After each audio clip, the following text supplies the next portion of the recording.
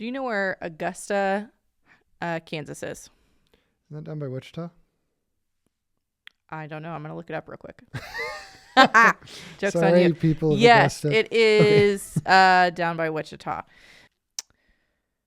There's a TikTok that went semi-viral of this guy, and he goes back to Augusta High School, and he goes, my friends and I put a time capsule in the wall at Augusta High School. It's been 25 years. We're going to go see if it's still there. And so you're thinking this entire video, like, how in the world did they put a time capsule in the wall? Because they never explain it. Huh. So what it is, and we'll link it, is it was a junction box that had the plate over it, like it wasn't used anymore. So they unscrewed the plate and put all the content in there and then put the plate back on. So you're telling me that it was been there for 25 years. They took the for plate off. 25 years, nobody ever took the plate off? No one ever took the plate off. Everything was still in there.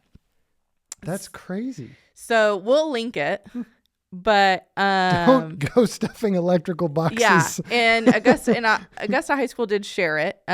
So I'll read the post, and it says AHS. That is rough. AHS, Augusta High School. Okay. Time capsule discovered. Talk about a blast from the past. After school today, Mr. Matt Beat, class of 2000, stopped by to check his old classroom, and sure enough, the time capsule he and his classmates placed in Miss Gibbs' room back in 1999 was still there. So the time capsule had been waiting quietly in the wall since December 10th, 1999, holding memories from over 25 years. So some of the things that are in it. So Mr. Beat shared some of his favorite memories. Mr. Hallmark was his tennis coach and chemistry teacher. I don't know. We'll have to link it because I'm not 100% sure on these. Another person put in his driver's ed teacher. What? This doesn't make any sense right now. So like they put in pieces of their. Yeah, I'll link it so you guys can do some more of it. Skeleton, like they didn't kill them. No, it's like paper. Interesting. So for instance, he's holding something up. It's like his school ID or something, but it's in this wall right there, like in the brick. There's a period in my life where I would, in different places I spent time, this is mostly in high school, a little bit into college, but I would write with pen or pencil, very small, where no one would ever see it, Gus was here. And occasionally I still get people like, apparently you were here at some point. Okay, that's funny. Yeah, I'm not proud of it. It's my graffiti face. Gus was here. Have you ever done a time capsule? I have. Yeah. At the Millennium, we did one. The funny thing is it never got buried. So it's just sitting in my parents' basement. So I don't know that it really counts. And then, when the church that my parents go to, they built a new building. And so we got the old one out, which was like a copper box that had been welded shut. And that was 50 plus years. Wow. So we took a lot of the stuff from that and put it in a new one. And then it's in the wall at the new church. So. That's cool. Yeah. We sort of did one for Madeline's second birthday because we didn't think about it on our first birthday. But we put it in like a little box, and we put it at the very top of her closet. Well, she has since learned how to get in the top of her closet, so she's opened everything. So I've had to try to like piece things back together. Like people put like a whole thing of silver, like a chunk of silver in a card, like so she could have it because we were going to have her open it when she was like 18 or something. And so like I'm trying to like, oh no. And so I'm trying to put all these cards back together so she can actually read them when it's actually appropriate for her. But yeah. Kids will be kids. Kids will be kids. Here we are. Should have buried it in the backyard.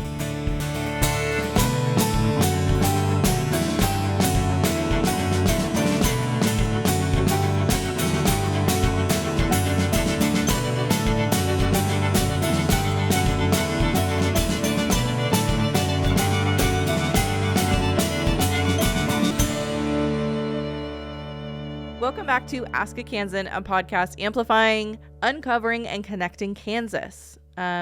Today we have a very special guest.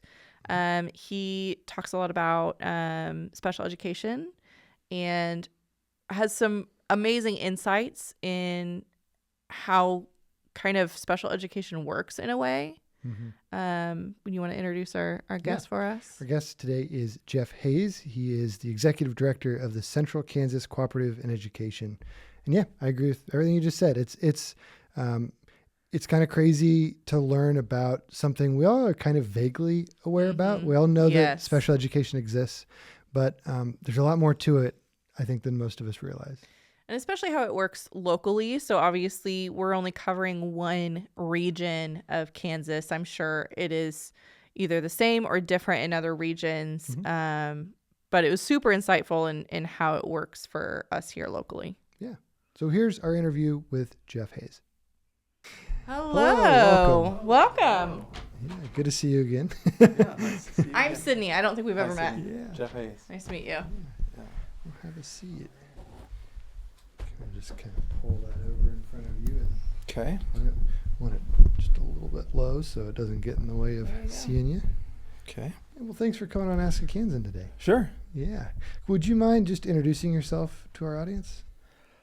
Jeff Hayes. I am the executive director of special education for the Central Kansas Co-op in Education that's located here in Salina, serves 12 school districts around this area. For special education students, partner with those school districts to provide staffing and support for the special education needs in the area. So. Wonderful.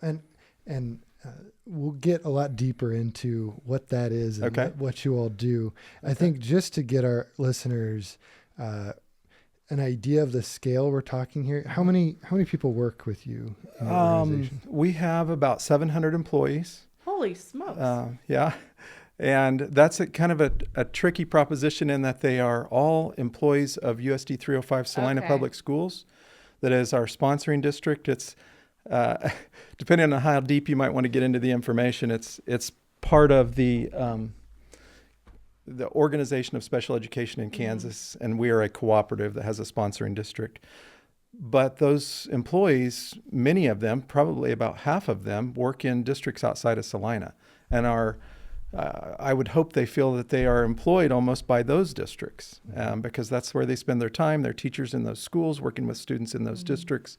And so it's just an efficiency organization for delivery of special education in Kansas, particularly in more rural areas in Kansas. So that was just a teaser of where the conversation's headed. Okay. I want to kind of go way back to a different whole thing. And I want to ask you, are you originally from Kansas? I am. Yes, I'm a native Kansan. Yeah. And I don't know how much you want to get into all that kind of information, but I was born and raised in the Little River area of Kansas. I actually know where that is. Okay, awesome. I have friends that live there. Yeah, I went to school, all through school in Little River. We live kind of out in, I grew up, and my parents' farm is kind of in the middle of the triangle of Little River, Lyons, and Geneseo. Yeah. Okay. A farm out there, and grew up around a lot of family farmers. Both my parents' families were farmers, and my sister and my nephew still live on that home place that's out there. It was a great place to grow up. Gave me a lot of appreciation for small towns, small school districts.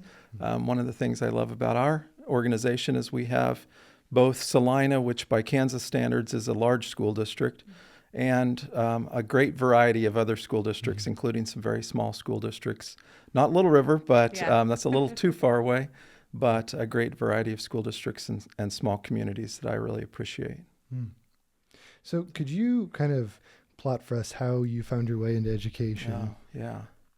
Gosh, I think as I was growing up, I loved school. I really did love school. I don't know that I loved I just loved the community of the school. You know, I loved friends, the staff.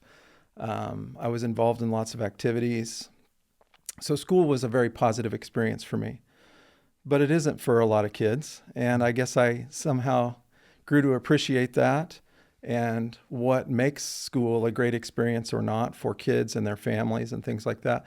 I saw that with some family members. I had a cousin who struggled in school, and trying to problem solve what was going on there was interesting to me, even as a high school and college student. So I started out studying. I kind of thought I might want to be a teacher, but I found my way into psychology. Got a degree in psychology from Bethany, just down the road in Lindsborg. Again, had a great experience there. Went there thinking I was going to be a football star, and that sometimes doesn't always work out. But was part of Ted Kessinger's kind of dynasty of great football teams in Lindsborg at Bethany, and had a really good experience there. Played a little while. And yet had a good experience and a good experience in the degree track there for psychology. But psychology is one of the many degrees that's pretty much useless when you get a bachelor's degree in psychology. What are you going to do with that? And again, was kind of still thinking about teaching, but had some inclination towards clinical psychology. Started out in Emporia on that track, and quickly figured out that wasn't something I was interested in, and gravitated almost immediately to school psychology, and so started as a school psychologist. Actually, I started as a para in Emporia when I was in graduate school. I was a para for a year there in a interrelated resource classroom in Emporia, and then came to Salina and was a para here, and then eventually, almost immediately, because of a need that Salina had, jumped into the school psychology role as a school psychology para, and eventually a licensed school psychologist, and I did that for about 10 years. Wow. Then there was an opportunity to get into school administration, which again was not really something I thought I was tracking toward. I was more, do I want to move on in psychology in that kind of field? I'd really kind of gravitated towards developmental psychology, working more with young kids, preschool age kids. I thought that was very interesting. But an opportunity came up with administration, and so I started down that path, kind of a door open and you step through it, and have just stayed in that. I was a coordinator for our cooperative, so I've spent my entire career, 34 years in Salina, or in our cooperative. Started down that track, worked in the Abilene district, the Chapman district pretty extensively, Salina district as a special education coordinator, and then assistant director and now director of the cooperative. So I've stayed with the same organization for a long time, but I've had a variety of different roles. Actually, one thing that I forgot to mention that I think is an important part of my career is, again, an opportunity came up, and I, myself and a school social worker, Patrick Bryant, who's still with the cooperative, there was a need, and we kind of cobbled together the idea of a day school, and we started Opportunity Now, which still exists. I think we're in close to year 20 now with Opportunity Now, which is a special education day school for students with significant mental illness issues. That is their primary barrier for not being successful in school. That's a partnership with the Central Kansas Mental Health Center. Oh, wow. So that was 10 years. I was the principal of that day school program. That was kind of in the middle of it all. But a very formative part of my career, and just, again, there was an opportunity there and a need, and it was the right thing to do at the time, and continues to serve a need in our communities, our entire cooperative. Is that day school over kind of off of Broadway? Yeah. Okay. Yes, it is. All right. Yeah. I know someone that works over there, so just a small world. Yeah. I didn't know that. That's cool. We were over on 3rd Street. Yeah. Just outside of the northwest entrance of Oakdale Park, but that has since moved, and now we have another program that we started a few years ago called Transitions in the 3rd Street property. That is a program for 18 to 21-year-old students with disabilities who have some continuing ongoing needs with transition to adulthood kinds of skills. So that's cool. Yeah. Awesome. It's remarkable to me. I was able to visit your administration building a few months ago, and your staff, your organization, you yourself, the selflessness that's required in these roles is just unbelievable and beautiful. So thank you for what you're doing. I don't feel like I don't ever think of it that way, because it just is. It's what I've done for so long, and been surrounded by people that are engaged in that, because the work is challenging for all of our staff, but rewarding at the same time. This episode is sponsored by Renaissance Cafe. Serving Northern Italian cuisine prepared with a fresh, contemporary influence, the Renaissance Cafe is one of Kansas's favorite restaurants. Whether you're planning a romantic dinner date, a family celebration, or an intimate meal with friends, the Renaissance provides a unique dining experience with an old-world atmosphere. Open Thursday through Saturday evenings, the Renaissance Cafe is located just south of Salina in Assyria, Kansas. Visit renaissancecafeassyria.com to book your reservation today. So as a former para, a school psychologist, program coordinator, principal, assistant director, and now executive director, what lessons have you carried through from those different roles that you've been in into your current role? Well, I think the lessons I have are to maybe just an awareness and understanding of how those different roles have impacted who I am today, and how I approach things today. And one of those is just an awareness that the position I'm in now, it's so different than so many of our employees. And I've for better or worse, become very administrative, and recognize how that's required in an organization our size, that I can't. When I was a para or a school psychologist or a principal, I had a singular focus, and that was the students I was working with at that time, maybe even that day or that hour. That was the singular focus, or the program I was involved in. Now I have to look at, okay, that need at that time has to be balanced, and how we respond to that need has to be balanced by the need of the entire organization, and the finances of the entire organization, and the just the way we do business, whether it's decisions that are made, or how we follow rules that are generally related to statutes and legislation and laws and things like that. And I guess I'd like to think I still have an appreciation for the fact that when you're a para or a teacher, your focus should be those kids at that time. And yet I hope that there's an appreciation both ways, that my focus can't be that we respond to that in a very specific way that might meet that student's needs at that given time, if it's at the expense of everything else we're trying to accomplish. You don't want to sink the whole ship because of a decision that you made to address, one particular element of that. So that's the challenge, and I guess it's that appreciation for where I've come from and the different roles that I think I'd like to think I still maintain that perspective. I think people might question that sometimes, because it is an very administrative role. I mean, it's the lofty perch, you're distanced, and you have to maintain that perspective in order to be able to do what's best for all. We have about 3,000 kids in our 12 districts that have IEPs, the document that we use to guide the special education process. And you have to balance the needs of every one of those individual 3,000 kids with the needs of all 3,000 and the needs of the 15,000 students in those districts beyond just the special education students. And that balance is a challenge. I was speaking, I have a leadership coach that I chat with every couple of weeks.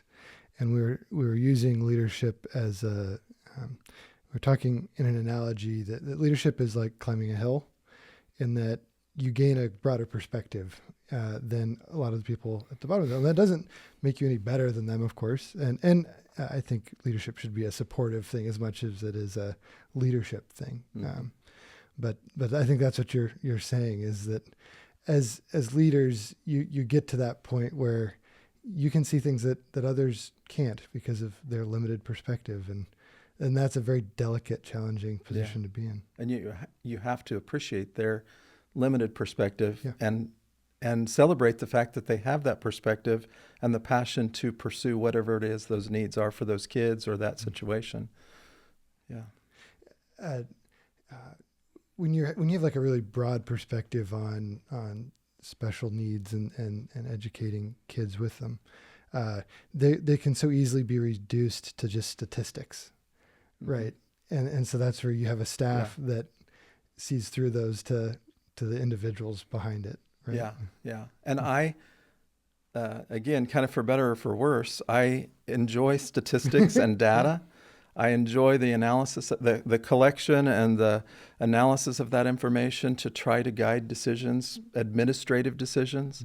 And so I'm fortunate to have around me, that's the biggest challenge of a leader, is surrounding yourself with people that are smarter than you, who have different perspectives than you. Yeah. That because I don't want to be surrounded by people who all think the same way I do and approach problems or challenges the same way I do.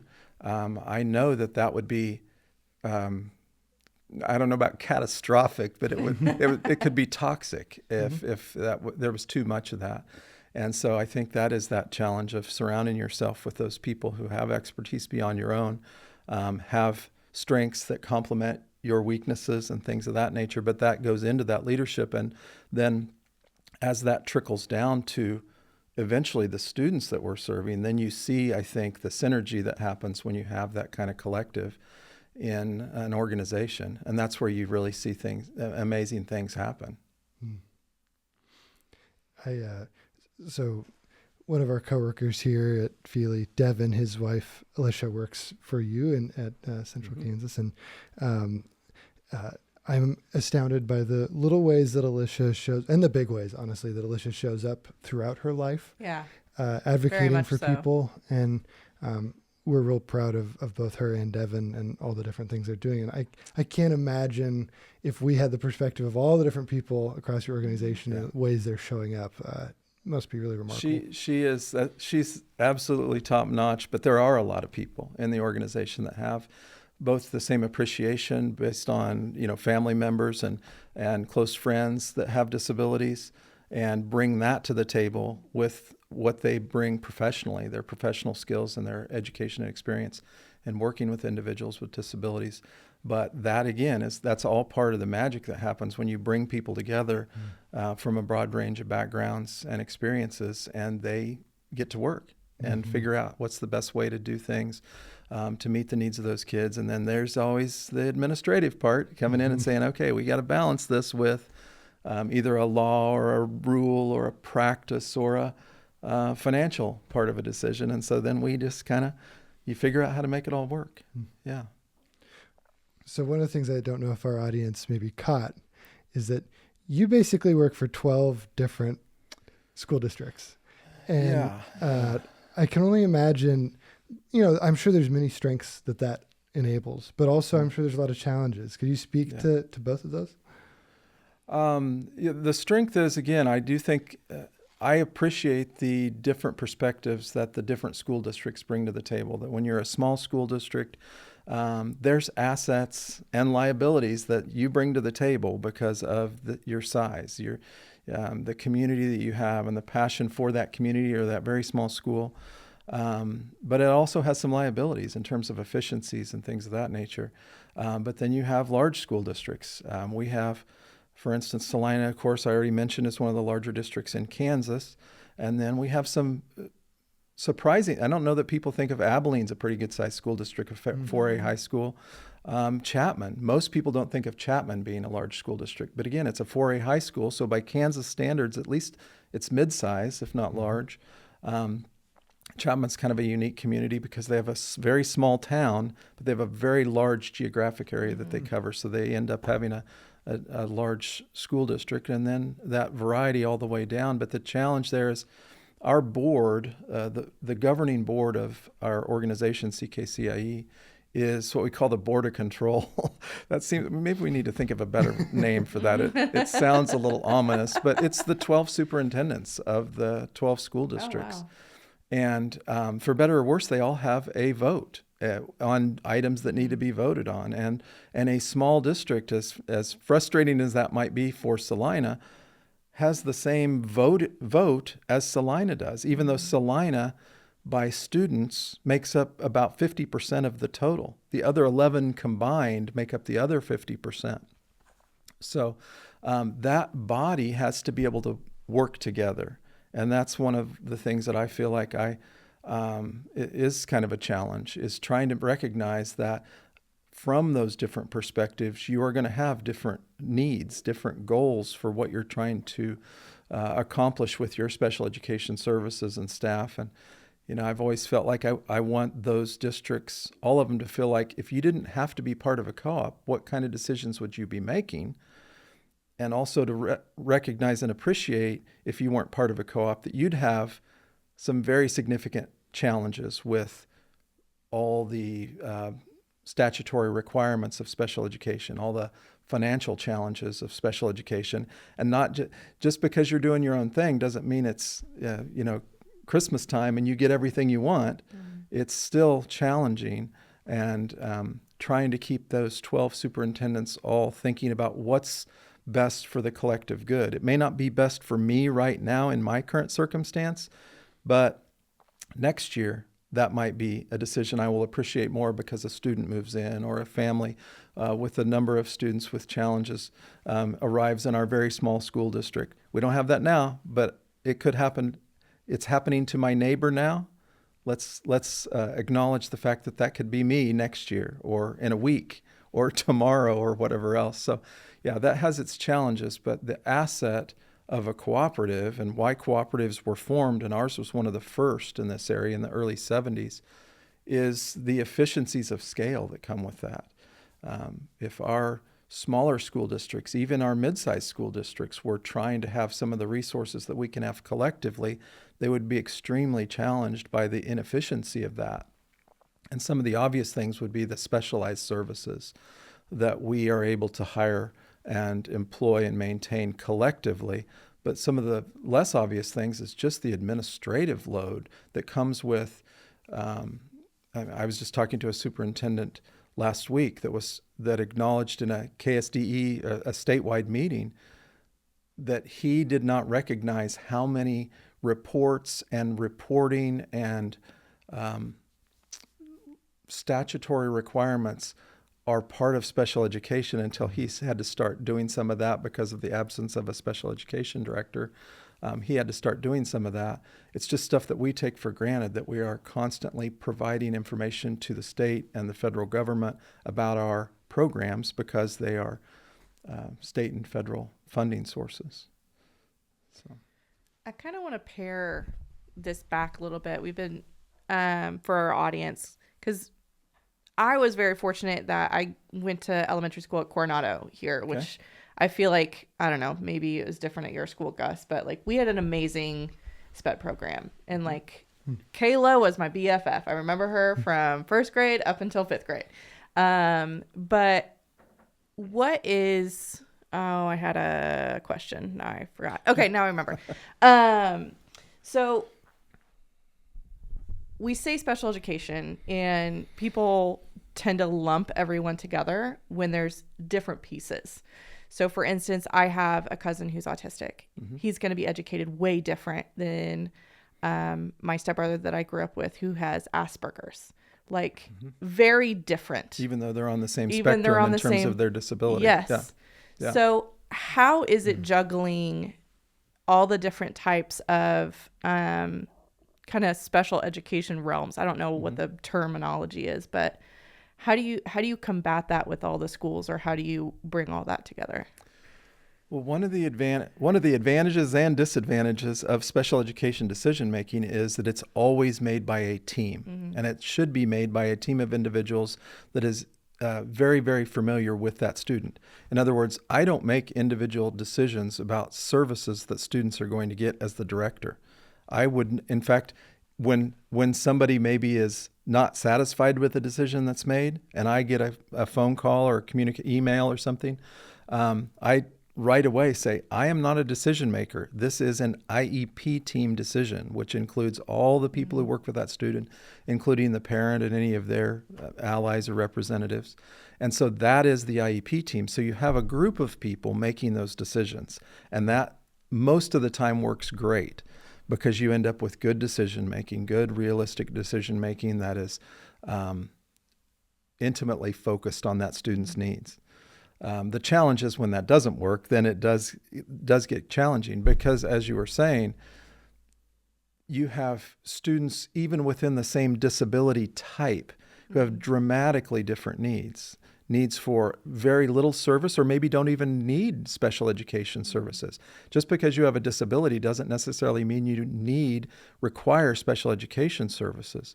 But even within those who have been determined to need special education, you have a great deal of diversity among the amount of special education and the way it's delivered within those types. And so that's where you go back to that team working together based on what that student's needs are, what the maybe the resources and situation is in the different schools and the different districts, and determining, what is it that we're going to do that's going to move the bar for this student. And really the bar for the student and really the hallmark of special education is progress.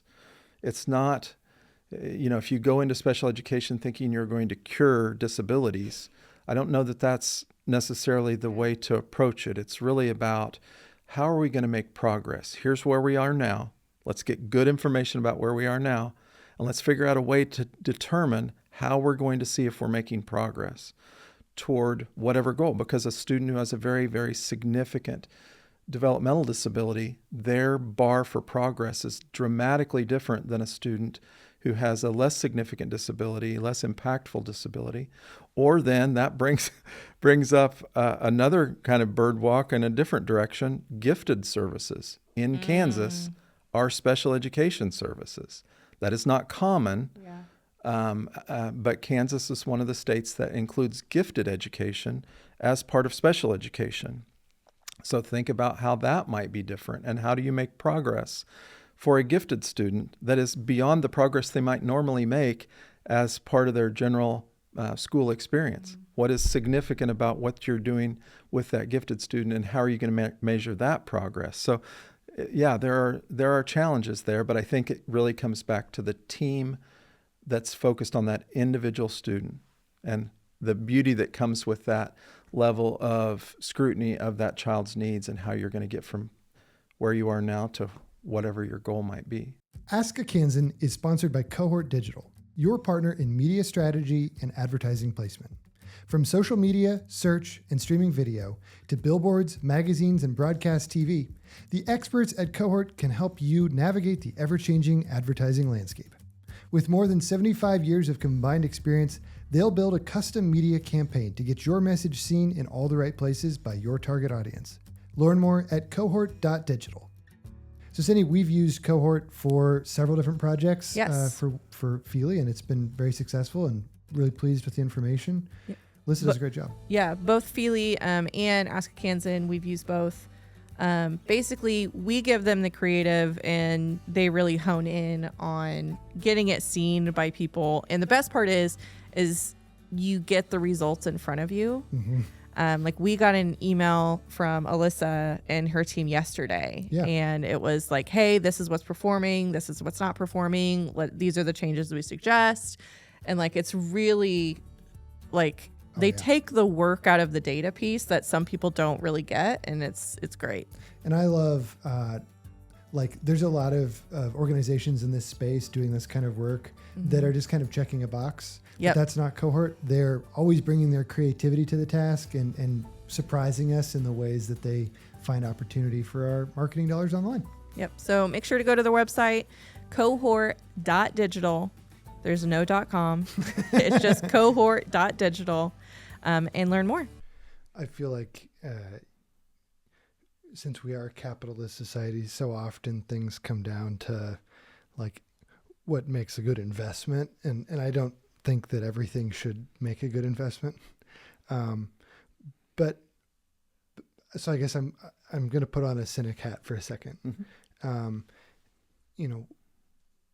How does a taxpayer that's paying their local, state, and federal taxes, how do they know that they're getting good value for their investment in the programs that you oversee? Why, that's a timely question. One of the things that is happening right now in the state is we're in the kind of the beginning stages of reevaluating how schools are financed.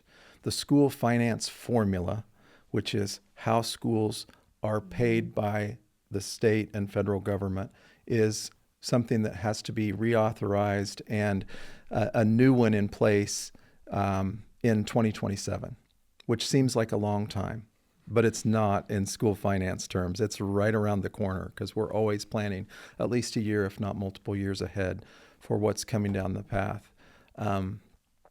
One of the challenges that we're being asked to kind of address is, should finances be based on outcomes? Should school funding be based on outcomes?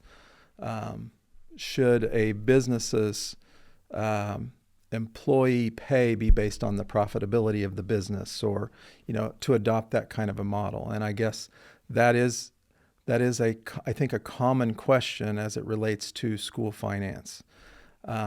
That's even more challenging if you relate it to special education funding, because again, special education is really about progress, and individual student progress, and how that's measured is dramatically different within the scope of special education, within disability types, and so on and so forth. So I don't know that I have a good answer for that, because it's complex, other than to say I think that is a dangerous path. Especially if you try to apply that to special education students, because coming up with a one-size-fits-all accountability measure and assuming that that is actually linked to long-term outcomes would be a huge stretch for me, just understanding how easy it is to manipulate numbers and statistics and that type of data and information for whatever it is that you are trying to accomplish. You think, okay, let's base it on graduation rate or state assessment scores. If you try to apply that to special education and student outcomes, you could easily go down the wrong path. You could easily go down a path that would be, you think you've solved a problem and you've created a host of others. So I think it's dangerous to look at it that way. I do understand and appreciate people's desire to tie funding to outcomes. I can certainly appreciate that. But I do think there is also, most of the ways we measure success in school could lead us down the wrong path in terms of long-term success of individuals. Students who are part of a gifted program or part of a honors program or have very high grade point averages or very high test scores. Is there a direct correlation between that and their ultimate success in life? Because now you've also entered into, what does being successful mean? Does it mean financially successful? Does it mean successful in your community and there are a lot of people who are very, very bright and did very well in school who are colossally unsuccessful in life, or very, very difficult individuals in a community. They're difficult neighbors. They're difficult people. And by the same token, we have people who struggled mightily in school, whether they had a disability in special education or not, whose school wasn't their thing, who are incredibly successful in life and incredibly, they're huge assets in our community. But as community members, neighbors, friends. So I think that's a bit of a dangerous path to think we can connect point A, a school outcome, with B, what we think, whatever it is we decide is the measure of success after school. That's a tricky proposition at best and potentially dangerous. I agree. And thanks for sharing it so clearly. Something that struck me as you were answering that was, so often we approach people with special needs as with sympathy. Mm-hmm. We're like, and there's a certain, well, there's normal people and there's people who need special needs. Mm-hmm. And I think we all need education. We all need services of some kind for ourselves. And I think treating each other with empathy is really important. And I think for me, this conversation is highlighting the difference between those two, mm-hmm. that empathy in my mind implies action. that it's not just a feeling like, oh, it's too bad that you're suffering from this thing. Empathy says, what can we do to make your experience better? What can we do to move the needle, so to speak? Just a comment, just a thought. So I do think that is a common, that's even common as people approach special educators, teachers. You kind of started out that way. There's the work that goes on in our organization. It's amazing. Well, I do think a lot of people think, well, you work with special needs kids. You're a saint. You're an angel. There's a special place in heaven for you. People say things like that all the time, which it's nice to hear, but it is also, I don't know that it really comes down to that. Some people are called to the work and they do it for a very righteous cause and reason, and some people don't necessarily and are still incredibly successful in that regard. But whether or not you approach it with empathy or with sympathy, I do think it's related to the idea that these students are someone to be pitied. And I don't know that is the case. I think one of the things that we fall into a trap sometimes of taking students who are very, very capable, and because we have identified them as having a disability, we lower expectations for them, and then we start to enable them to become something. We send them down a path that wouldn't otherwise be the case if we maintained some different expectations. So the real challenge in working with kids with disabilities and providing them with specialized programming is how can we maximize their potential to be all they can be without enabling them to be something less. Finding that sweet spot for a student that says, I recognize that your disability requires that you have this accommodation or this specialized program or service, but that you don't then use that that you don't weaponize that and then be, well, I have an IEP. I can't be expected to do that. Or where's my para? Where's my special ed teacher to come save me? That balancing act is incredibly challenging. I think all of us in schools right now are trying to figure out how to grapple with making sure that students' rights are observed, their needs are met. And this is regardless of whether they have an IEP, but that we aren't enabling them to be helpless adults. And special educators, because they have huge hearts and all the best of intentions, the road to hell is paved with good intentions sometimes, and we end up with kids who graduate who expect the world to be served to them on a silver platter because they've had everything modified for them, or their every need has been accommodated, and we've been there to rescue them.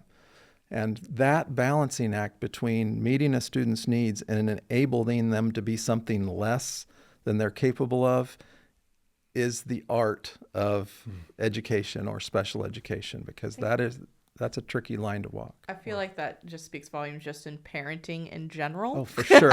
Yes, that is absolutely a part of parenting. I have 3 kids, and that's the part where you're like, okay, I want to do everything for you because you're my kids, but you have to learn some form of responsibility because I'm not going to spoon feed you for the rest of my life.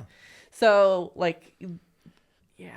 But that starts even in special education when students are very, very young, and we provide them with a great deal of support and assistance because we don't want to see them struggle. We don't want to see, they have a disability, for goodness sakes. We can't allow them to struggle and develop some ability to persist through the challenges and the difficulties.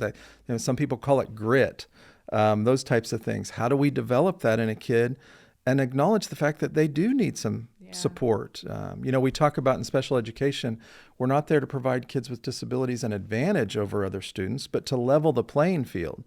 But it's where that line is between removing the barriers that they experience because of their disability to level the playing field for them, and then providing them with an advantage that other students don't have access to because they haven't been deemed part of this group, this minority group, students with disabilities. That's a tricky line to figure out where that is, because just like it's absolutely applicable to parenting, and trying to figure out how do you raise capable, independent adults, when they leave the nest, it's the same exact concept. And that starts when they're very, very young, and we start helping them. And by the time they're in high school, they're saying, where's my help? Yeah. Where's my help? I shouldn't have to do this. When they start articulating that, Yeah. then you know, oh my gosh, we've gone down the wrong path here. Where did we go wrong? And it didn't likely happen that day. It happened years before. Yeah. It's a gray world you live in. Like, wow. Yeah. I don't know about that. I appreciate the acknowledgement, but yeah, it's a challenge sometimes. Yeah. Wow. Look through my questions, see if there's anything else I want to ask.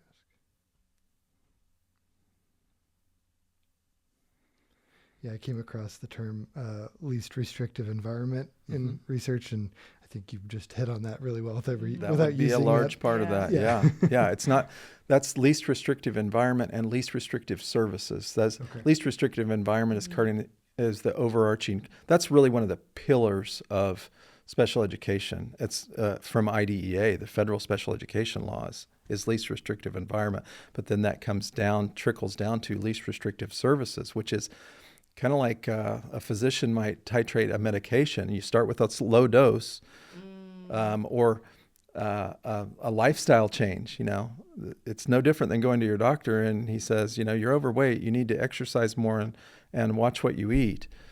You start with that. That would be like general education and doing some accommodations and differentiation within general education. That's not nearly as satisfying as going to your doctor and he said, hey, I have a pill for that. I'm going to give this to you, and that's going to immediately change the equation for you. So that's the challenge in saying we're going to throw the kitchen sink at a student who has a relatively minor need first. We're going to immediately provide all these services and all these minutes and all these changes in what we're doing, maybe additional staff support, special ed teachers, paras, and then we have gone from 0 to 100 with that one move. And in the course of that, we've completely abandoned least restrictive environment, and we've possibly set up a situation where students not being expected to do all they can do on their own. So that's why we start with a little and then work our way up. And that's frustrating sometimes for people, but there's a reason for that. And again, it's part of the kind of the cornerstone of IDEA that we observe that least restrictive environment concept, and including the least services that can be effective in leveling the playing field for that particular student and their individual circumstances. Well, I feel like I've learned a lot. If there's people out there that want to be supportive in any ways they can, what can they do? Well, I think one of the most obvious things is if they want to be supportive, they could work for us. That's a great answer. And I think that's one of the things that it's easy to be a critic until you understand what is the world really like in a school these days.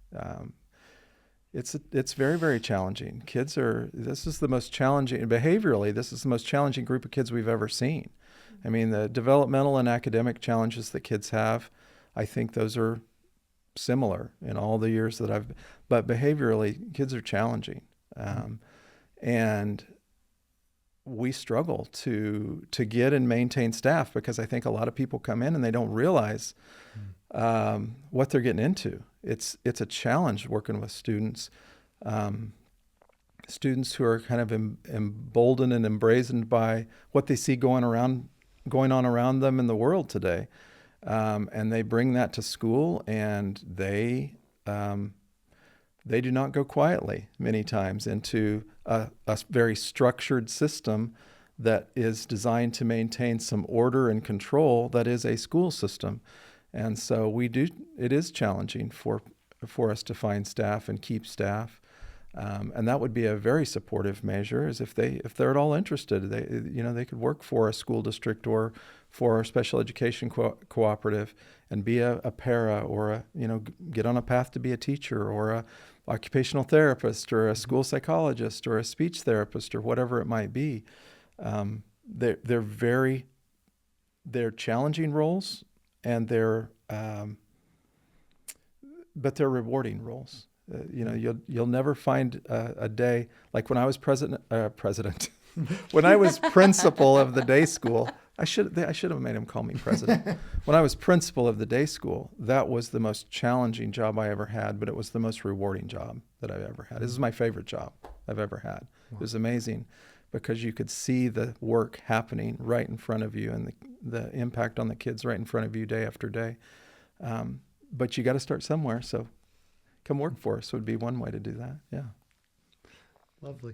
Yeah. Well, thank you so much for coming on Ask a Kansan today. Yeah, it was great to have you here and learn from you, and excited for the future of what you're doing, and thanks for doing it.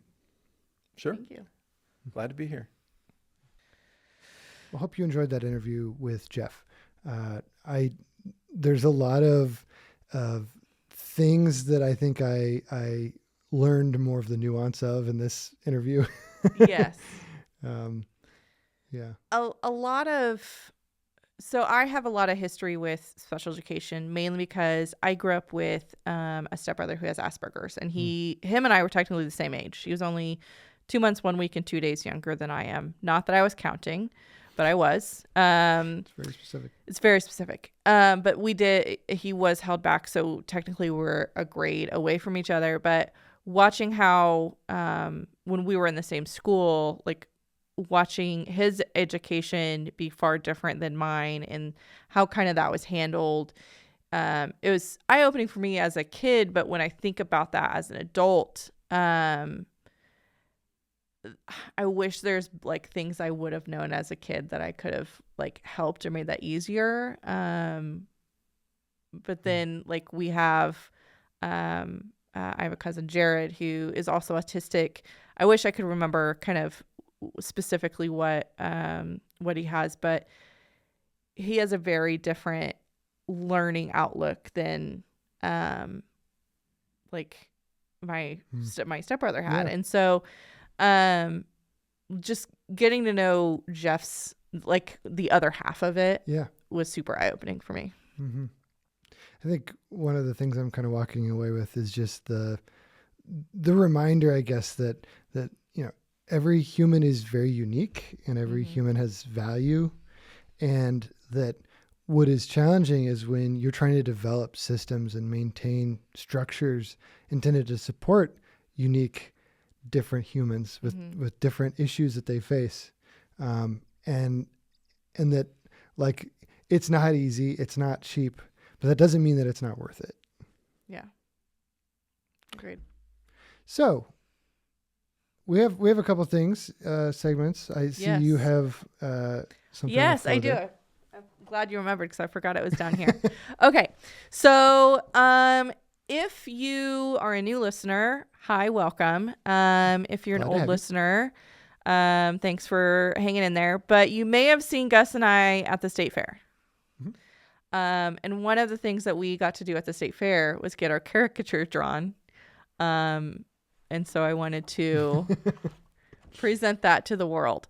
So the funny thing is, when we got these done, the artists are actually from Las Vegas. So they actually have a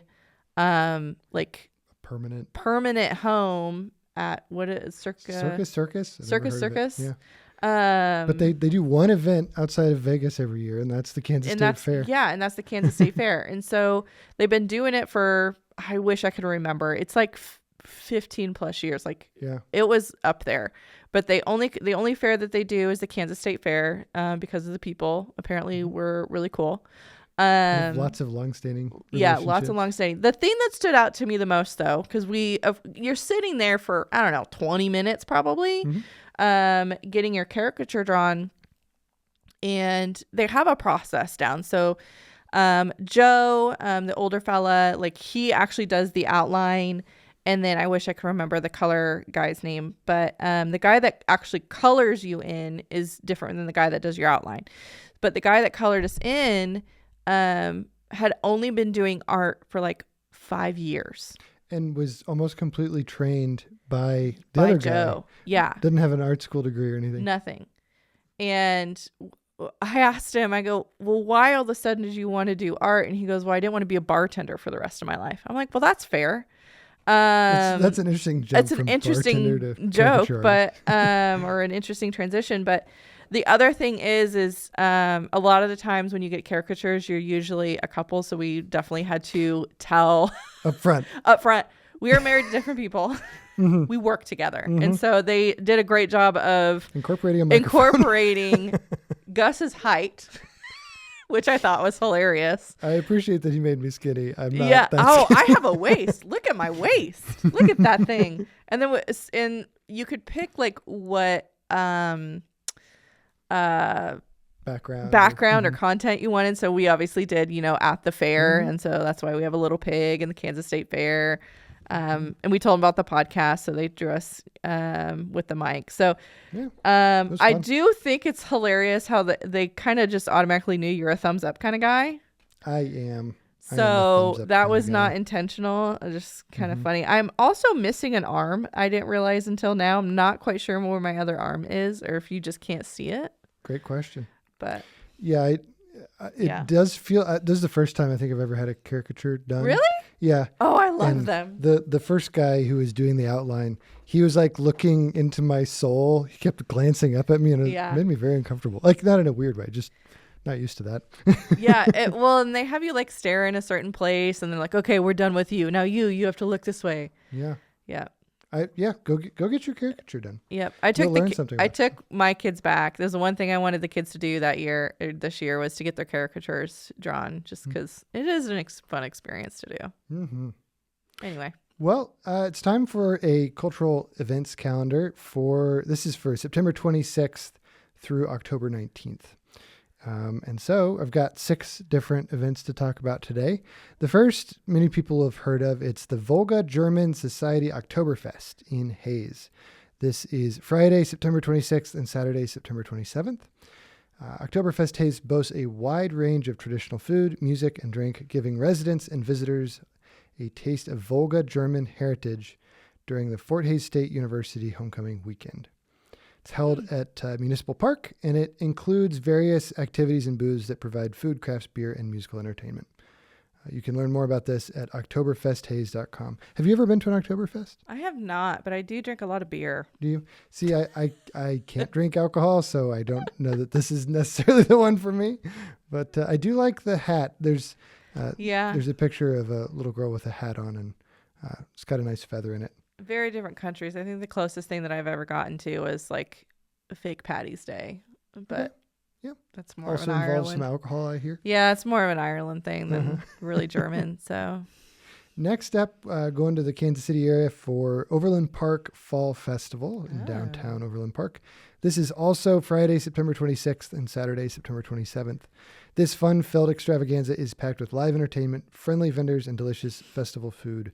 On Saturday morning, the farmers market will be on site as well. Cool. I was looking through the performers on this one, and one that I found that I thought was intriguing was the Big Time Grain Company with David Williamson and Katie Heiser.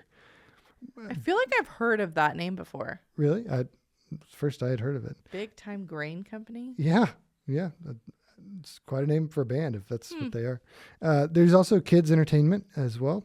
For more info on that, visit opkansas.org. The pictures that you have here, so it looks like is that the same puppeteers that are at the River Festival this past year? I think you might be right. Yeah. I see the giant puppets. It's a giant hippo. Is that what that is? I love both in Overland Park and in Kansas City, or the River Market. They have these structures for their farmers markets. Yeah.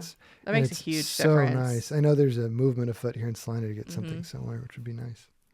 Moving on, we've teased this one before, but I thought I'd hit it one more time for you. It's the Medicine Lodge Intertribal Powwow. There's actually some relatively recently established powwow grounds at Memorial Peace Park at Medicine Lodge. And this is 3 days, Friday, September 26th through Sunday, September 28th. And attending the Medicine Lodge Intertribal Powwow gives spectators a glimpse of Native American century-old traditions. The power of their tribal songs, coupled with the beauty of the dancers' regalia, will leave a lasting impression. As we've covered in other episodes, if you're not Native, this sort of thing can seem a little scary, but you are welcome to attend. Yes. My mom is actually from Medicine Lodge. She grew up in Medicine Lodge. So I actually have never been to the powwow or to the pageant. I was going to try to go to the powwow this year, but I think we're going to wait until next year and take Madeline to the pageant. Mm-hmm. But do you know who also visits Medicine Lodge when it's powwow? I don't know if she goes to the powwow, but I know she goes to the pageant. Oh, I don't remember. You've told me before. Martina McBride. Yeah, that's really cool. Yeah, the country Very singer. cool. So she is from that area. Mm-hmm. My mom says she was in 4-H with her, but I have yet to see any pictures. If you are interested in going to this, I would recommend visiting peacetreaty.org. And they have some really great background information about how to interact with the experience in an appropriate way and feel confident and comfortable going to it. So yeah, check that out. Next is Oztoberfest in Wamego. Oztoberfest. Yes, this is, and I apologize for the colors that are on the screen. We've got a lot of color going on. That's a graphic design this is right one there. Day only. This is Saturday, October 4th. The streets of downtown Wamego become the yellow brick road with an Oz costume contest, Toto lookalike contest, an outdoor Oz arts and crafts market, classic car show, Wizards beer and wine garden, Munchkin Land, Munchkin Junction, and many more awesome activities. The costumes are very impressive. There's some videos on my Facebook. Isn't Wamego home to the Yes, there is museum? There is a museum. I think there's at least one, maybe two others in the state. Yeah, but there's definitely Wizard a nice Oz one Museum. There. Yeah, this. Nothing says celebrate the Wizard of Oz like beer. Fair. Yeah, I love it. The theme this year is Wonderfully Wicked again in Wamego, which has a lot of W's. That is. I think that would excite my wife, who's a big fan of Wicked the musical and film. This is a good one to find on Facebook. If you search for Oztoberfest, all one word on Facebook, you can kind of check out what's going on with that one. Moving on to our second to last. This is a relatively new one. This is only the second year they've done this. I think it's really cool idea. Osawatomie's second annual Porch Fest. This is held on Brown Avenue between the 900 and 1100 blocks. This will be Sunday, October 5th from 2 p.m. to 6 p.m. And it's a completely free, family-friendly community event open for anyone to attend or perform. Acoustic or low amplification musical performances take place on porches and in yards and driveways as a celebration of the community and local artists. So sets are about 1 hour long, and performers will be staggered up and down the block to keep the tunes and good vibes spinning all afternoon. I just think it's such a cool idea. It's actually more popular than you think. So garage bands and porch bands are coming back. Like, I've never heard of porch bands before. Yeah. Okay. So, well, it's people who don't want to play in the garage or their parents won't let them. So they play on the porches. Okay. So it's like, I follow a number of people. I'm a TikTok person. I'm a TikTok owl, but the amount of my feed that are garage bands, like legit, high school, middle school garage bands that are actually pretty good, or other bands that just perform in the garages or on porches. I just saw one yesterday that they were performing on the porch. And so it's becoming popular again, and I really want someone to just do it in my neighborhood so we could just pull up a chair and chill, and we don't have to go anywhere. My family goes to a place in Western New York called Chautauqua. And at Chautauqua, they have a rich tradition of porch music. And but it's very informal. But there is a city ordinance that says you cannot rehearse on your porch. You can only perform, which I think is very wise. That's fair, Because I think it can be a little rough. Yeah, that's fair. Rounding things out for this segment is the Maple Leaf Festival in Baldwin City. I think I've teased this up before, but not in this segment. Yep. This will be Saturday, October 18th and Sunday, October 19th. And the thing that Hannah and I went to this a few years ago, and what stood out to me is it is massive. They have over 300 craft exhibits. Holy They have a smokes. quilt show and displays. There's some performing arts, music, unique food items, and activities for the family. And also, Baldwin City is just gorgeous, especially in the fall. So a great place to go. And if you do make it out there, Lewis Cider Mill is not far away either. And I think that's also worth a visit. So that's all I've got for this segment of Cultural Arts Calendar. Awesome. Well, anything else you've got for the folks out there? Nope. Make sure to like, subscribe. Please share with at least one other person. It doesn't even have to be this episode. Go back and scroll through our other episodes and share. Mm-hmm.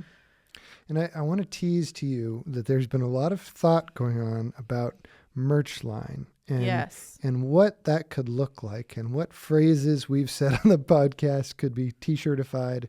And and I'd also say we've got some very exciting guests coming up here in the next couple Very weeks. much so. So stay tuned. Thanks. Bye. Have a good one.